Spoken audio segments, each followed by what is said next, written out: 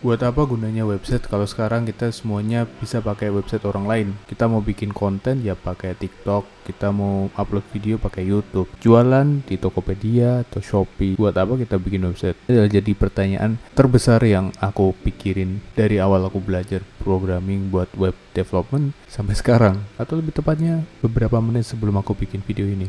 Jadi aku baru mikir dan aku baru nyadar, oh sebenarnya kalau buat website itu memang nggak buat semua orang. Kita nggak bisa maksain orang yang baru punya usaha buat, aku tahu hal yang penting buat usahamu yang baru mulai ini ya. Nggak. Website bisa dibilang semakin ke sana semakin spesifik buat targetnya. Perusahaan yang baru merintis mungkin nggak butuh website, tapi itu akan membantu. Terutama ketika misalkan sudah mulai berkembang. Nah, ini yang jadi targetnya.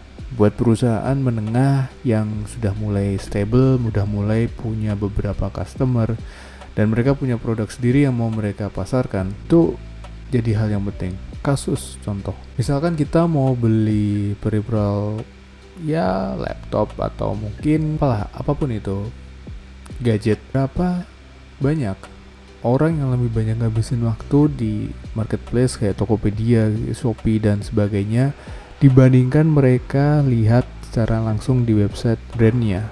Misal mungkin kita mau lihat laptop, ya kita harus buka websitenya si Asus itu, atau mungkin Apple apalagi ya. Misal kita mau beli handphone, mungkin ya udah pastilah kita akan ngecek fitur-fiturnya yang ada di handphone itu di website. Jadi bisa dibilang buat yang skala gede ya, tentunya tadi agak ekstrim, itu hampir semua orang akan lebih banyak ngabisin waktu di website dibandingkan mereka ngabisin waktu di marketplace atau pasarnya itu. Marketplace mereka tinggal beli, habis itu udah. Nah, itulah yang jadi titik kelebihan dari website. Itu jadi bisa membantu untuk menentukan user atau klien akan beli atau enggaknya. Titik penentuan lah. Ini sebenarnya aku ngomong kayak gini tuh kayak ngingetin diri aku sendiri yang sempet, ini kalau misalkan aku bikin website buat apa gitu ya. Dan tentunya mungkin beberapa dari kalian ada yang sepemikiran. Nah, ini aku juga mau bilang ke kalian, case lain itu buat meng-establish brand. Jujur aku gak terlalu seneng sama istilah kayak gini, branding dan sebagainya. Terlalu banyak istilah ini dipakai buat hal yang sebenarnya mungkin gak terlalu penting. Misalkan untuk usaha yang masih kecil, mereka terlalu fokus sama branding dan sebagainya. Mereka mungkin bahkan sampai rela bikin aplikasi, bikin website yang mereka bayar mungkin sampai puluhan juta buat brand mereka yang baru dirintis. Jujur aku sendiri nggak terlalu prefer metode itu. Aku jujur prefer metode buat usaha yang awal mereka coba rilis ya kecil-kecilan, bikin normal gitu di Shopee atau sebagainya. Baru setelah mereka udah settle ya mereka naik, bikin sesuatu, bikin aplikasi, bikin produk mereka sendiri. Nah, salah satu produk yang bisa kita bikin itu ya aplikasi, dan ini nggak hanya terbatas di perusahaan IT ya. Misalkan aku punya perusahaan konstruksi, contoh yang aku baru sadarin. Misalkan kita punya perusahaan konstruksi, kita bisa nih dengan data yang kita punya dari pengalaman proyek, pengalaman gathering buat material bahan-bahan, kita bisa dapat data untuk di daerah sini tuh harga-harga barang tuh kayak gini. Kalau misalkan kita mau ngadain pengadaan, itu dokumennya tuh butuhnya kayak gini-gini. Itu bisa kita kemas, kita bisa packing, terus kita jadikan produk, kita bisa jual. Kita bisa bikin course, bisa bikin starter pack atau template yang tentunya kalau kalian perhatikan di IG gitu, bahkan IG aku sering dapat iklan buat template SOP atau template buat surat dan sebagainya. Nggak menutup kemungkinan kalau misalkan kita mau bikin aplikasi di website yang akan nge-generate itu. Tapi aku kayaknya udah terlalu jauh ya. Tadi sebenarnya gambaran aku cuma mau sesimpel, kalau misalkan kita sebagai developer bingung buat apa website, kita fokusin aja ke bikin sesederhana landing page buat meyakinkan customer beli di sini. Kayak gitu.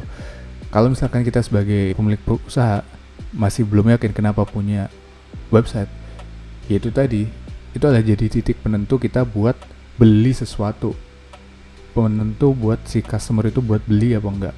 Misalnya kita punya jualan di marketplace, ada puluhan bahkan ratusan orang yang jual barang yang sama.